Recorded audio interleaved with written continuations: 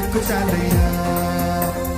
దేవాతి దేవుడవు, రాజాతి రాజు, నీ ఉంటే నాకు చాలయ్యా. అయితే ఒక్కసారిగా యెహోవా యెహోవా యెహోవా నా కాపరి, యెహోవా యెహోవా యెహోవా నా ఊపిరి, యెహోవా యెహోవా యెహోవా నా కాపరి, యెహోవా యెహోవా యెహోవా నా ఊపిరి, యెహోవా యెహోవా యెహోవా నా కాపరి, యెహోవా యెహోవా యెహోవా నా ఊపిరి, యెహోవా యెహోవా యెహోవా నా కాపరి, యెహోవా యెహోవా యెహోవా నా ఊపిరి.